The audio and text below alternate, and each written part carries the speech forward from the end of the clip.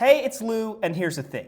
Internet ads suck. Congratulations. See, this is what I'm talking about. Intrusive, annoying, obnoxious, infuriating, terrible, no good, very bad. I hate them. But I never considered the crazy chain reaction they set off. One that threatens the very existence of your favorite websites, may force you to pay for parts of the internet, and made me confront a thorny moral question.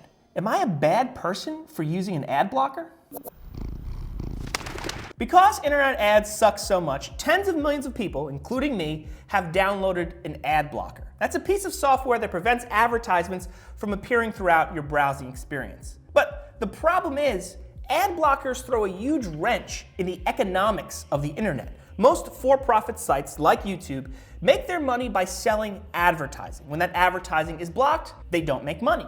In fact, many prominent digital media companies missed their 2017 revenue projections, and that, in part, triggered a wave of reorganizations. Several of my friends in digital media lost their jobs, but perhaps more relevant for you, that means there's going to be less free content on the internet to consume. And this got me rethinking my use of an ad blocker and what I owe the websites I visit. I mean, are ad blockers immoral? This is a question I posed to two very different people, a philosopher at the University of Oxford and YouTuber Casey Neistat.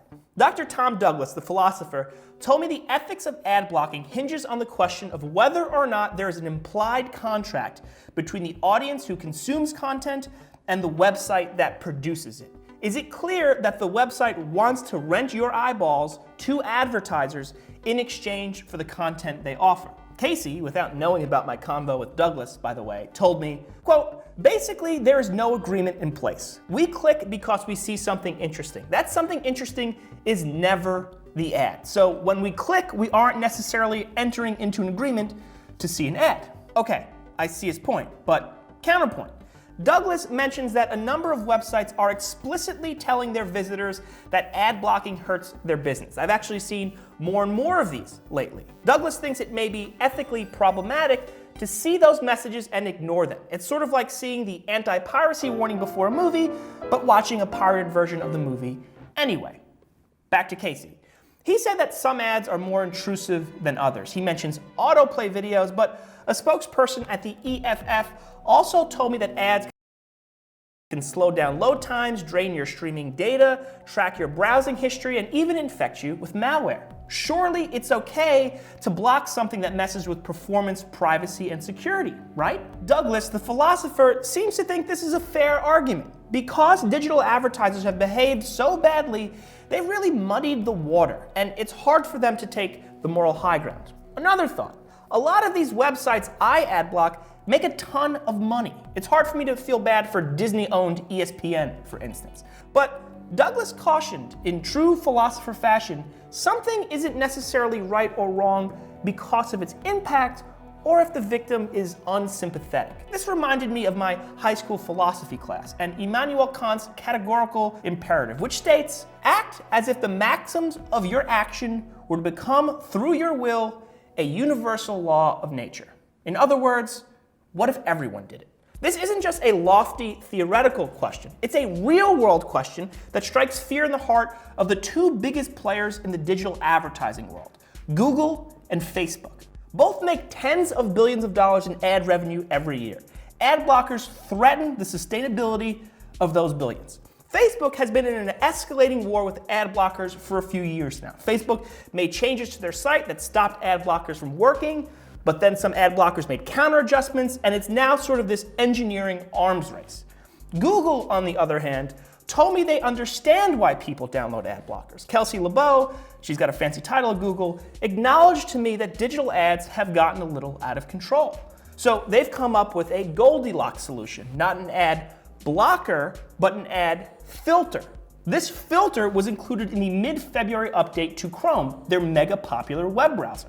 It targets 12 specific ad experiences, deemed the most annoying by an industry group called Coalition for Better Ads. They surveyed some 25,000 internet users to help create that list. 4 of these offenders are on desktop, including large sticky ads. And the other 8 are on mobile and include flashing animated ads. Now, with this filter, Lebeau admits that Google is playing both sides. They want to keep internet users happy by eliminating bad ads, but they're also trying to slow down ad blocking adoption, which hurts their bottom line.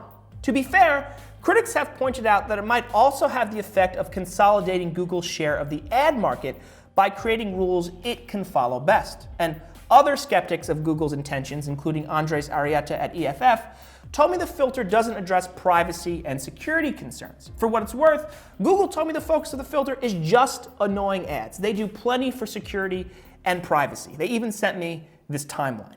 Anyway, the filter, detractors also like pointing out, somewhat suspiciously continues to allow pre-roll ads on Google-owned YouTube.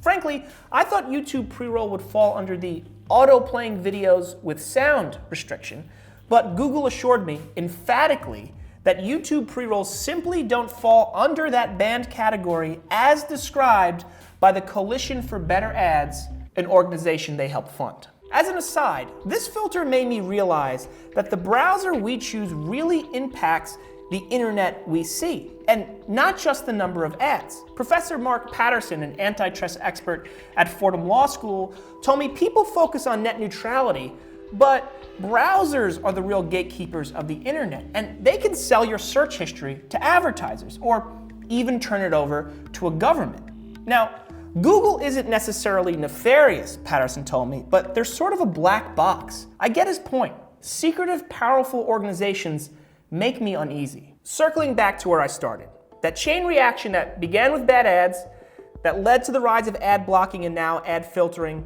what's next? Lauren Fisher, an analyst at eMarketer, told me to avoid the ad blocking wars, more and more sites might go behind a paywall. That's been done recently by sites like Entertainment Weekly and Wired. And perhaps consumers are open to that, Fisher added. We're getting used to paying for subscriptions to things like Netflix, Spotify, Hulu, and Prime. Now, paywalls are bad news if you're cash-strapped, but some people see an upside, especially if you hate clickbait. As journalist Josh Marshall astutely points out in this blog post, clickbait exists to serve the advertiser, not the viewer and not the content creator. Trust me, I've worked for a bunch of digital media companies, and everyone hates when they have to resort to producing clickbait. Yet, that's simply the business reality of working in digital content.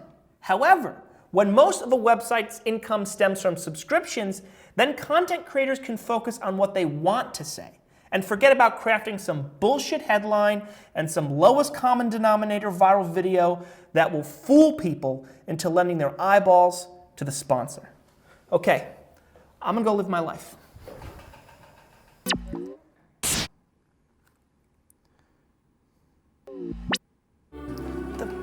Who uninstalled my ad blocker?